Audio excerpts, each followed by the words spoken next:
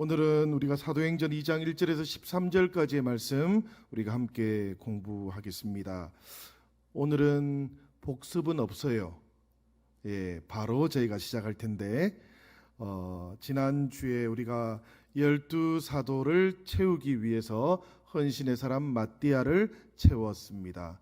그리고 나서 교회가 이제 12사도가 다 채워지니까 이제 오순절 마가 다락방에 모여 있었던 것이죠.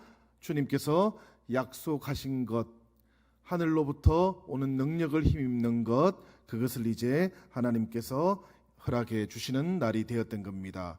오늘 성경을 보니까 그날이 무슨 날입니까, 여러분? 그날이 바로 오순절이었습니다. 그래서 오늘 우리가 오순절에 대해서 한번 먼저 생각해 보려고 합니다. 이 오순절이라는 말이 도대체 무슨 뜻일까요, 여러분? 50일, 그죠? 우리말 그대로입니다. 이게 순자가, 그죠? 우리 뭐 보면 초순, 중순, 하순 할 때 그 순자예요. 열이라는 뜻입니다, 그죠? 오순, 50일이라는 뜻입니다, 그죠? 그래서 이게 이제 영어도 보면 펜테코스트 이렇게 되어 있어요. 이게 원래는 히라보에서 온 말인데 펜타라는 게 이게 다섯이라는 뜻이고요. 코스테가 열이라는 뜻이에요. 그러니까 우리말하고 똑같습니다, 여러분. 이것이 이제 50번째라는 그런 뜻이에요. 그러니까 50번째 되는 날, 이 날이 오순절이다라는 뜻인데 이 날은 어디서부터 50일이라는 뜻일까요? 6월절부터 50일째 되는 날이란 뜻입니다. 그러니까 50일을 기억하는 것도 중요하겠지만 이 6월절부터 시작해서 50번째 되는 날이다라는 것을 기억하는 것이 대단히 중요하겠습니다. 이 6월절부터 50일째 되는 날쯤 되면 이제 그 가나안 땅에는 보통 밀과 보리가 익어가는 때가 오는 것이죠. 그러면 첫 번째 수확을 거두게 됩니다. 그러니까 오순절이라는 것은 농경 축제를 가리키는 거예요. 우리도 이제 다음 주가 되면 무슨 날이 오지요? 추석이 오지요, 그죠? 바로 그런 날이 오는 것입니다, 그죠? 추수가 시작되는 때가 온다라는 이런 의미가 있어요.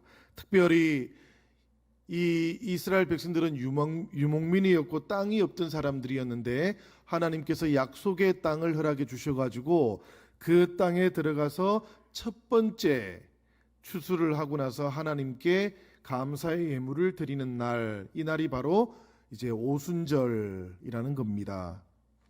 그러니까 첫 번째는 이 날이 농경 축제다, 그죠? 자, 그런데 오순절에는 이것보다 좀 더 중요한 의미도 있습니다.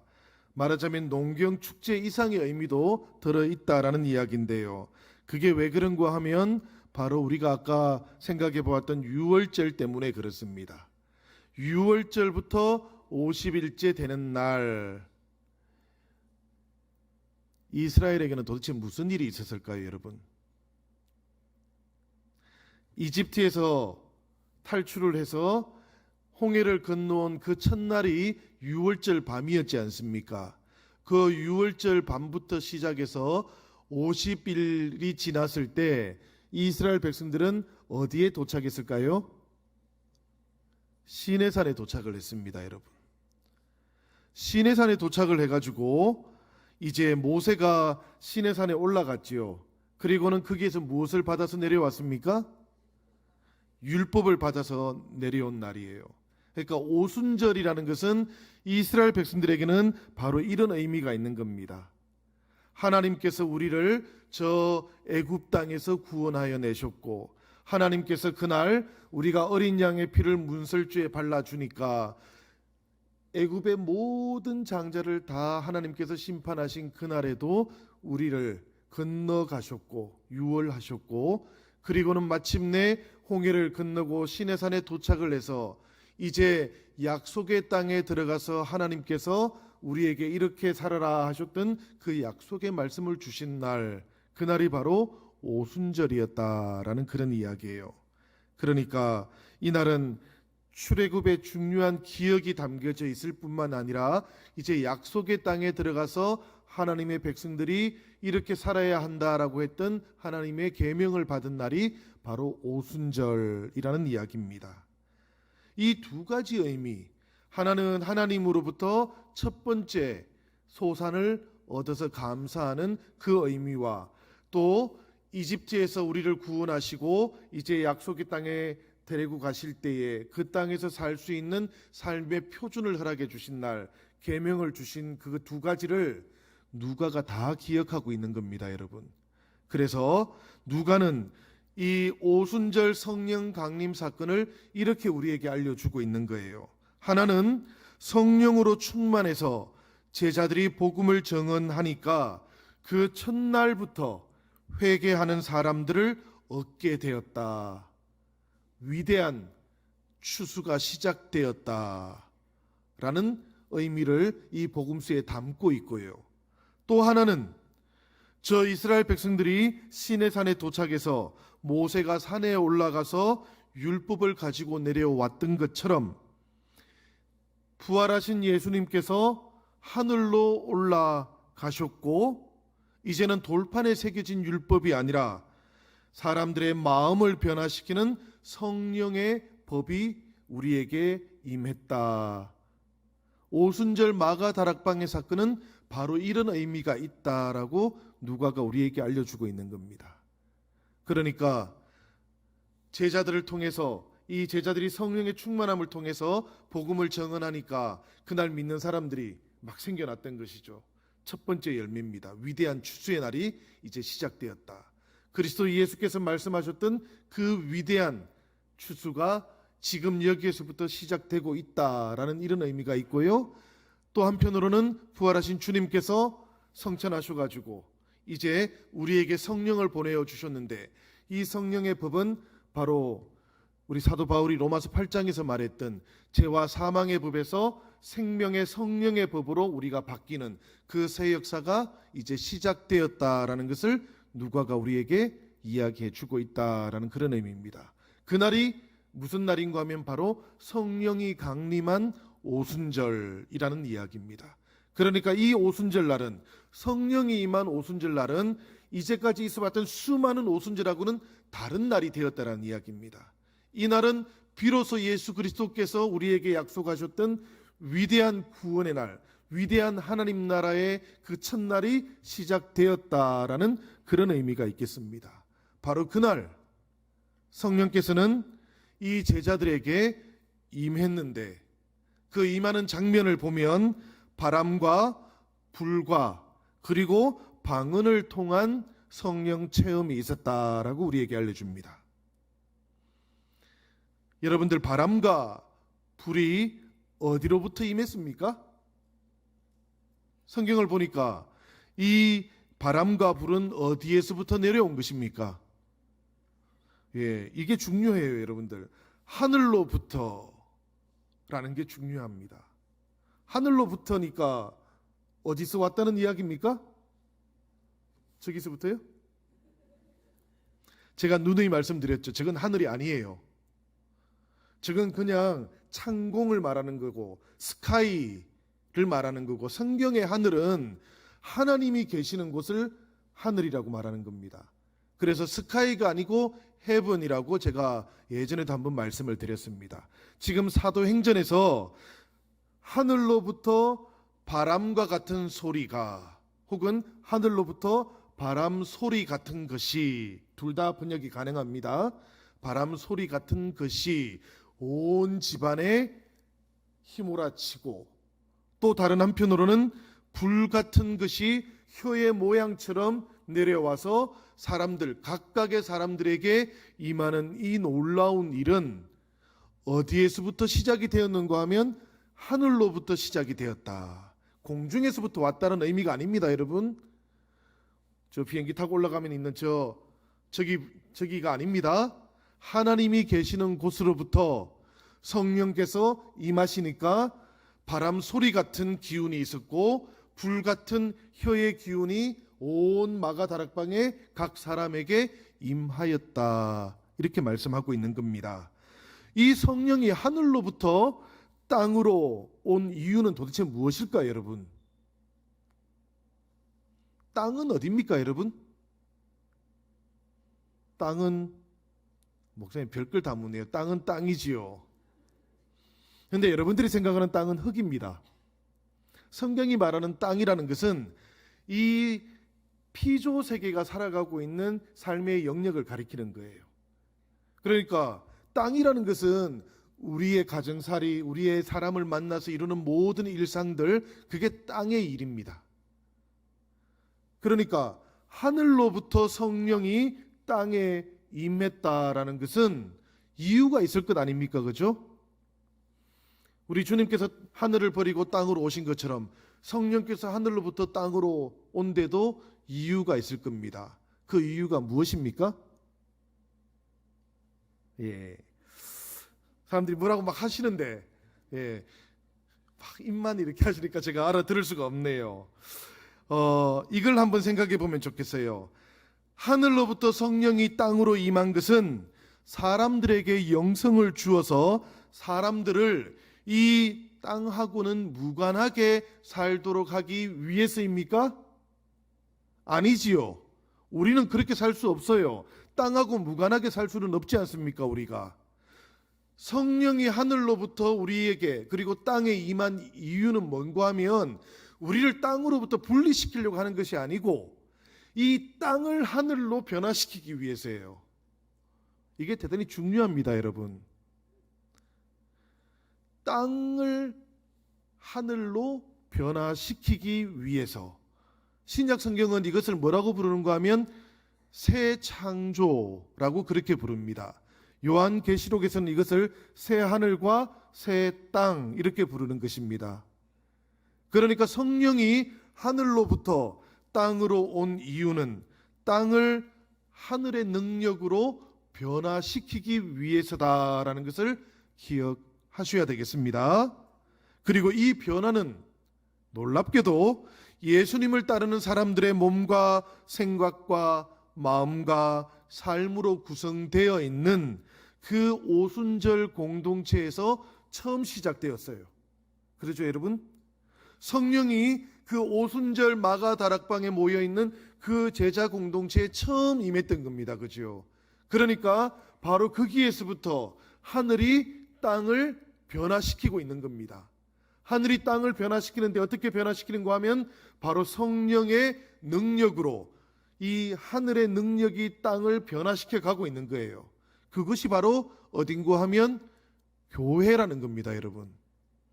그러니까 우리도 성령이 하늘로부터 임해서 온전히 하늘의 능력으로 땅을 변화시키고 있는 그 공간 속에 있는 것입니다.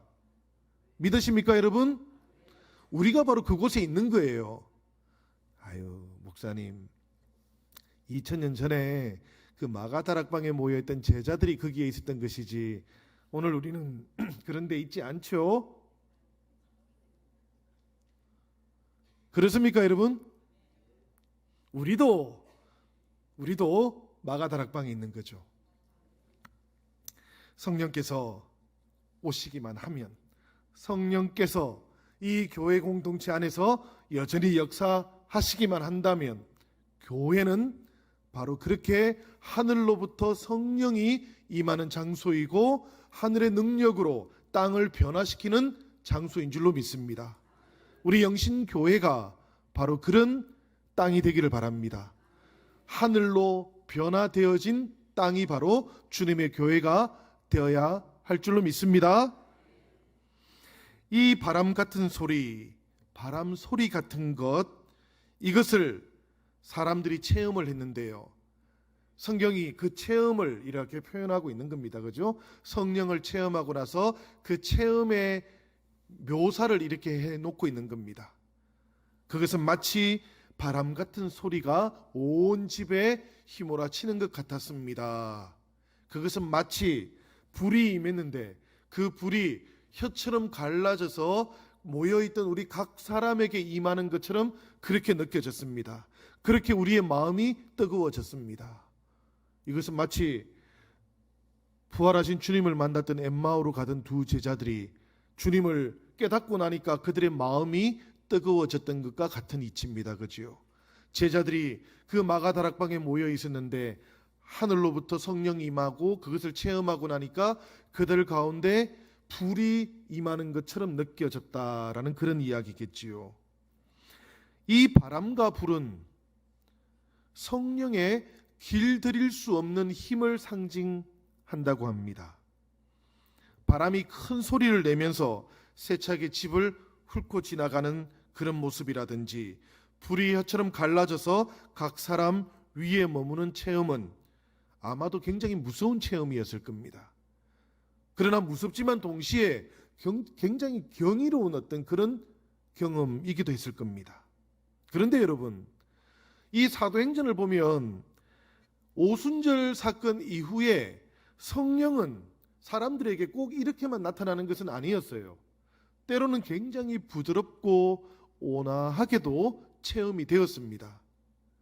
온화하고 부드럽지만 그러나 사람들의 삶과 그 상황들을 조용히 변화시켜 가기도 했습니다. 어떤 사람들은 이 부드럽고 은밀하게 일하시는 성령 체험이 일반적인 것이다, 이렇게 말하기도 합니다. 그리고 바람 소리와 불의 체험 같은 것은 예외적인 현상이었다, 이렇게 이야기하기도 해요. 그런데 여러분, 이렇게 말씀을 하면 반대로 우리 오순절파, 우리 한국에서 이제 오순절파라고 하면 순복음 교회를 가리킬 수 있겠습니다. 전 세계적으로 오순절 운동을 하는 교회들은 굉장히 많이 있습니다. 그 중에 한국에서는 이제 우리 순복음 교회 같은 이제 신앙 고백을 하는 분들이 오순절 운동을 하시는 분들이죠. 이런 오순절파에서는 오히려 바람 소리와 불과 방언 체험이 없으면 그것은 결핍된 성령 체험이다라고 그렇게 우리에게 이야기하기도 합니다. 사실 이 두 가지는 동전의 양면 같은 것이죠. 한쪽에서는 온화하고 조용하고 부드러운 성령 체험이 일반적인 것이다라고 말하는가 하면, 또 오순절파에서는 그렇지 않고 강력하고 불과 같은 체험이 있고 방언의 현상이 나타나는 것이 충족되어 있는 성령 체험이다. 이런 것들이 없으면 성령 체험이라 하더라도 결핍되어 있는 성령 체험이다, 이렇게 이야기를 한다는 이야기입니다. 이런 영향 때문에 어떤 성도들은 사도들이 첫 번째 오순절에 겪었던 그 놀라운 체험을 하지 못하면 굉장히 낙심하기도 해요. 또 그런가 하면 이 사도들이 경험했던 그 성령 체험하고 비슷한 것을 체험한 것처럼 보이는 사람들을 보면 왠지 마음속으로 질투심이 생기기도 합니다. 그런데 여러분, 우리가 기억해야 될 것이 하나 있어요. 그게 뭔가 하면 하나님께서는 굉장히 신비롭게 움직이신다는 이야기입니다. 하나님은 굉장히 신비롭게 움직이시기 때문에 각 성도들을 다르게 만나시기도 한다라는 이야기입니다. 이걸 우리는 꼭 좀 기억을 해야 되겠습니다. 어떤 사람에게는 하나님께서 놀라운 체험을 분명히 허락하십니다. 사실 우리가 하나님의 뜻을 다 알 수는 없지만 이렇게 놀라운 체험을 허락하는 경우에 어쩌면 삶을 변화시키는 하나님의 능력이 얼마나 강력한지를 그분에게는 꼭 보여주어야 할 필요가 있어서일 겁니다. 어려운 일을 겪었거나 혹은 어려운 일을 겪을 수 있기 때문에 하나님께서는 하나님의 강력한 능력을 체험하도록 한다는 이야기입니다. 또 어떤 사람에게는 오히려 묵묵히 인내하면서 일하게 하시기도 해요. 왜냐하면 그런 분에게는 꾸준하고 더 깊은 작업이 필요하기 때문입니다.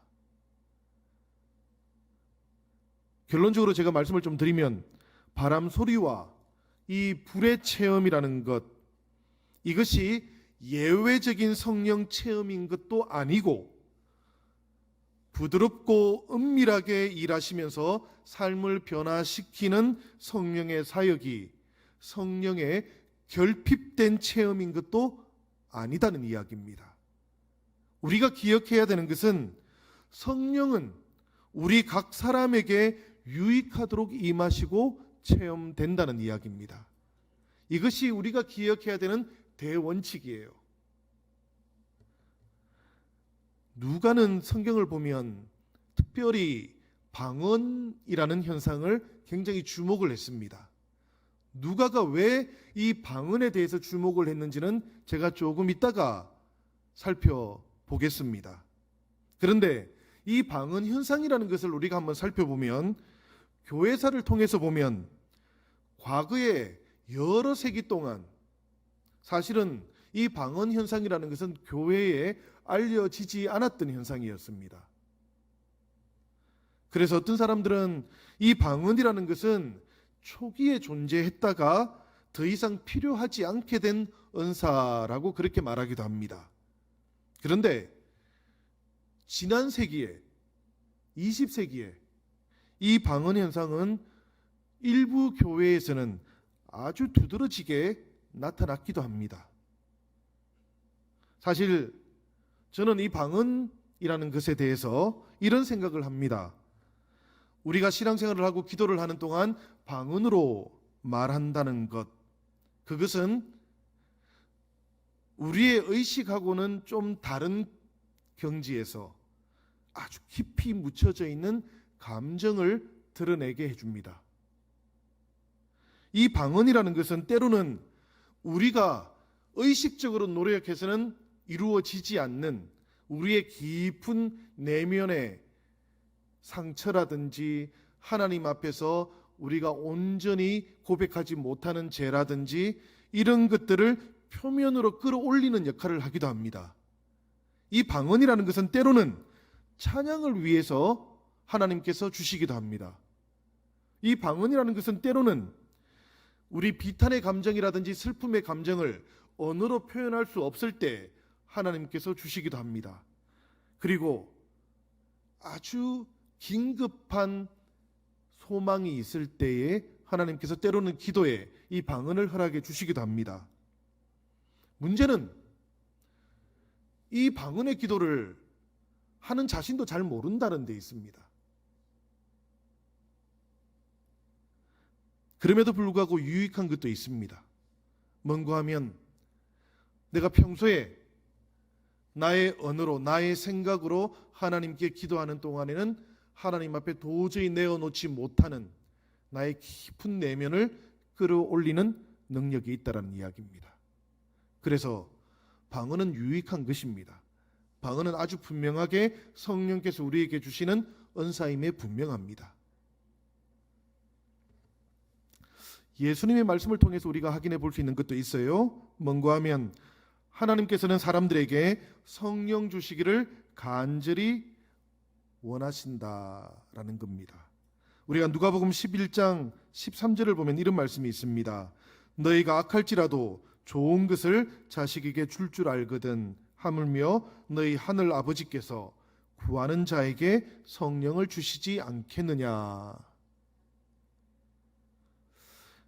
하나님께서 분명히 우리에게 성령 주시기를 기뻐하신다라는 건 아주 분명합니다. 이것은 예수님께서 하신 말씀이 분명하거든요.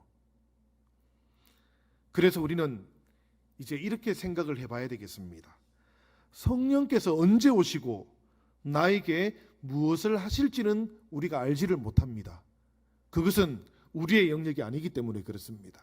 그런데 바로 그렇기 때문에 이 성령께서 바람과 불로 체험될 수 있다라는 것도 우리는 늘 기억하고 있어야 되겠습니다. 바람과 불로 임할 수 있는 성령에 대해서 우리가 늘 예비하고 있어야 된다라는 그런 이야기입니다. 그리고 하나님께서 자신을 찾는 모든 사람에게 성령 주실 것을 의심하지 말아야 합니다. 성령께서 이끄시는 삶의 형태라든지 방향이라든지 이런 것들은 그 사람만의 방식으로, 그러니까 그 사람에게 가장 유익한 방식으로 하나님께서 허락하실 것입니다마는, 그러나 아주 분명한 것은 하나님께 영광을 돌리는 모습으로 임하게 될 겁니다. 그래서 우리가 하나님께 구하기만 하면 성령께서 우리에게 임한다라는 것을 우리는 의심하지 말아야 합니다. 이제 방언에 대해서도 한번 살펴보려고 하는데요. 왜 누가는 방언에 대해서 그렇게 강조를 했을까? 혹시 우리 지도가 있나요? 네. 저기를 보시면 오순절에, 이 오순절이 유대인의 큰 명절입니다. 그죠? 그러니까 전 세계에 흩어져 있던 유대인들이 다 예루살렘에 모였습니다. 그리고 이제 이방인들 중에서도 유대교를 개종한 사람들도 예루살렘으로 모였습니다. 그러니까 예루살렘에는 아주 많은 지역에서 모여들었다는 이야기입니다. 그리고 그곳에 모여든 사람들은 각자 사용하는 언어들이 다 달랐어요. 그런데 성령께서 이 마가다락방 제자들에게 임하셨던 것이죠. 이 성령이 임하면 이제 제자들은 무엇을 해야 되는 겁니까? 우리 사도행전 1장 8절에 뭐라고 되어 있죠? 성령이 임하시면 너희가 권능을 받고 예루살렘과 유대와 사마리아와 땅끝까지 이르러 내 증인이 되어라. 이제 이 일을 해야 되는 겁니다. 그죠? 성령이 임하기 전까지는 성천하시는 것을 보고도 제자들은 흩어지면 안 됐어요. 주님께서는 너희가 흩어지지 말고 모여 있으라. 약속된 성령이 임할 때까지 너희는 모여 있어야 한다. 이 성을 떠나지 말아라 그랬거든요. 그런데 이제는 성령이 임했어요. 성령이 임하고 나니까 그들은 이제 예수님의 말씀처럼 저 사람들이 예루살렘으로 모여들었지 않습니까? 저 모여든 사람들이 머물러 있는 곳으로 이제는 떠나가야 됩니다. 제자들도 그들을 향해 찾아가야 되는 겁니다. 그런데 성경을 보면 예루살렘에 모여든 참 많은 사람들은 각자 다른 언어를 사용하고 있어요. 그죠? 예수님께서 제자들에게 너희가 이 성에 머물러 있어서 위로부터 오는 능력을 힘입어야 한다라고 말했을 때 위로부터 오는 능력을 힘입어야 하는 이유가 뭔가 하면 그 성에서 떠나야 했기 때문이에요. 선교를 나가야 됐기 때문이에요. 사람들을 만나야 했기 때문이에요. 그러면 이 제자들에게 지금 가장 필요한 능력은 뭡니까? 이 사람들이 전부 갈릴리 사람들이에요. 많이 배우지도 못했어요. 아마도 그 당시 유대인들이 사용하던 아람어를 겨우 사용하던 사람들이었을 거예요. 그런데 지금 이분들은 이제 어디로 가야 되는가 하면 유대와 사마리아와 땅끝까지도 가야 되는 겁니다. 그죠? 저 땅끝에서 오는 사람들을 보니까 전부 다 다른 언어를 사용하고 있어요. 성령께서 이 제자들에게 능력을 부어줬습니다. 약속된 성령을 부어주었습니다. 그때 부어줄 때 무엇을 부어줘야 됐겠습니까? 소통할 수 있는 언어의 능력을 부어줘야 되지 않겠습니까? 소통할 수 있는 언어의 능력을 부어주려면 어떤 은사를 줘야 되겠습니까? 방언을 줘야 되는 거 아니겠습니까? 이게 너무 당연하지 않겠습니까, 여러분? 그래서 이 마가다락방에 모여있는 제자들이 바람 소리 같고 이 불처럼 혀가 갈라지는 그 성령이 각 사람에게 임했을 때 그들에게 나타났던 강력한 은사가 뭔가 하면 바로 방언의 은사였던 것이죠. 이 방언의 은사라는 것은 한마디로 말하면 통역이 필요 없는 언어입니다. 그죠? 오늘 성경의 말씀을 보니까 성령이 충만해가지고 제자들이 이제 성령이 생각나게 하시는 대로 말을 하기 시작했다 그래요. 성령이 생각나게 하는 대로 말을 하기 시작했는데 그 하는 말을 들은 이 예루살렘에 모여있던 사람들이 어떻게 들었습니까? 각자 자기의 언어로 듣더라. 제가 독일에 가서 첫 해에 하나님 저에게 이런 은사를 주시옵소서.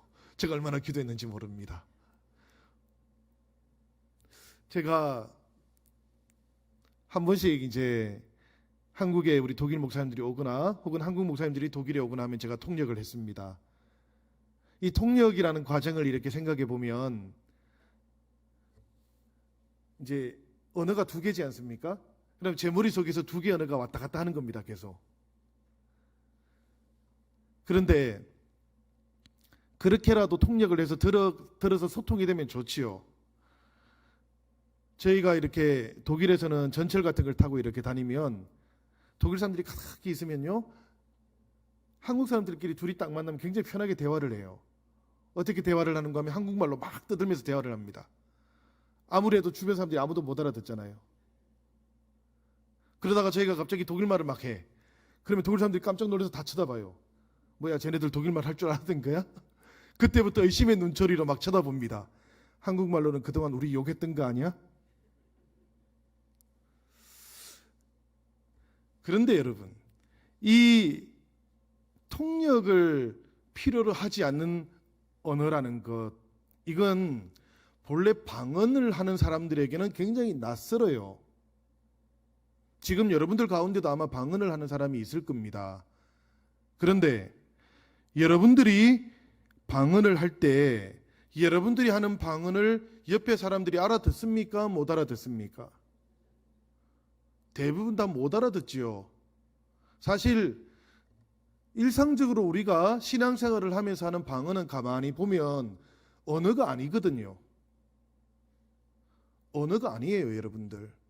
이건 어떤 것인가 하면 그냥 소리를 발화하고 있는 거예요. 음절만 발화하고 있는 거예요. 당연히 알아듣지를 못합니다. 그래서 방언을 하시는 분들이 이 사도행전의 말씀을 가만히 읽다 보면 되게 이상한 걸 느껴요. 이 제자들이 성령을 받아서 방언을 했는데 놀랍게도 그곳에 있던 사람들이 그 방언을 다 알아듣고 있지 않습니까? 이게 다른 방언인 거죠. 그죠, 여러분들? 그런데 사실 이런 경우도 있어요. 방언을 하는데 그 말을 쓰는 특정 문화권의 사람이 있는지도 모르고 방언 기도를 하는 경우가 있어요. 자신도 그 언어를 하나도 모르는데 누군가가 그 말을 알아듣는 경우도 있다고 합니다. 저는 사실 이런 것은 간증을 통해서만 들어보았습니다마는 뭐 그분이 간증을 하면서 거짓말을 했을 거라고는 생각하지를 않습니다. 사실은 고대의 문헌들 중에도 이런 현상들이 기록되어 있기는 합니다. 이런 경우도 저는 있을 수 있다고 생각을 합니다. 우리가 일반적으로 우리가 목격되거나 경험되지는 않지만 하나님께서 하신다면 이런 일도 일어날 거라고 저는 믿습니다. 왜냐하면 오순절 마가다락방에서는 일어났거든요. 바로 그런 일들이. 하나님께서는 자신이 원하시는 대로 다른 방법으로는 다가가기 힘든 개인이나 어떤 사람들이 있으면 그들에게 복음의 영향력을 미치고 싶어 하실 때에 이렇게 하시기도 할 것 같습니다. 또 누군가는 특별한 필요나 고통 가운데 있을 때 하나님께서 그들에게 다가가시는 방법을 우리가 미리 제한을 둘 수는 없을 것 같습니다. 이런 일도 있을 것 같아요. 그렇지만 이 누가복음이나 사도행전에서 누가가 강조하고 있는 언어, 이 세 방언이라는 것은 아주 분명하게 특징을 가지고 있습니다. 그 특징이 뭔가 하면 그 언어는 선교를 위한 언어였다라는 겁니다. 하나님의 복음을 전하기 위한 언어였다라는 거예요. 하나님께서 특별히 생각해보면 창세기 12장 이전에 있었던 사건이 하나 있지 않습니까? 바벨탑 사건, 그죠? 이 바벨탑 사건 때부터 엉켜버렸던 언어를 온전하게 회복시키는 그 일을 통해서 하나님께서 이제는 예수 그리스도께서 이루신 그 하나님 나라의 통치를 시작하시겠다라고 이렇게 출발점으로 딱 선언하는 사건이 뭔가 하면은 오순절 방언 사건이었다라는 이야기입니다. 하나님께서는 방언의 은사를 주시면서 이제는 언어가 더 이상 헝클어져 있지 않고 모든 민족에게 복음이 온전하게 전해지는 새 역사의 때가 시작되었다. 방언은 바로 그런 새 시대의 징조로 우리에게 주어졌다라는 것을 우리가 기억하면 좋겠습니다. 사실 이 언어를 듣고 어떤 사람들은 자신의 언어로 들었지만 성경을 가만히 묵상해 보면 여러분, 이 세 방언을 들은 어떤 사람들은 저 사람들이 술 취했나 보다라고 그렇게 반응을 보이기도 했습니다. 무슨 이야기입니까 여러분? 이 세 방언을 들은 어떤 사람들에게는 그들의 말이 들리지 않았다는 이야기예요. 그죠? 하나님께서 성령의 충만함을 받고 성령이 말하게 하심을 따라서 제자들에게 말씀하셨지만 어떤 사람에게는 그 말이 불분명하게 들리고 그래서 오히려 그들은 제자들을 조롱하기도 했다라는 그런 이야기입니다. 이것은 우리가 많은 것을 생각해 보게 합니다. 왜냐하면 오순절 마가다락방에서 임했던 성령이라는 것도 모든 사람들에게 기계적으로 다 알아듣게끔 그렇게 역사했던 것은 아니라는 이야기거든요. 오늘 우리가 성령을 받고 복음을 전하면 어떤 사람들은 그 복음을 기쁘게 받아들이는 사람들이 있습니다. 우리가 전하는 그 말을 따라서 성령께서 역사하시면 복음이 그들 속에서 온전히 받아들여지고 역사하기 때문에 그렇습니다. 그러나 아무리 정성을 들여도 어떤 경우에는 오히려 조롱으로 우리가 다시 조롱감이 될 때도 있습니다. 이 사람이 무슨 소리를 하는 거야 이 시대에, 이 21세기에. 그죠 여러분들? 그런데 중요한 것이 있지요.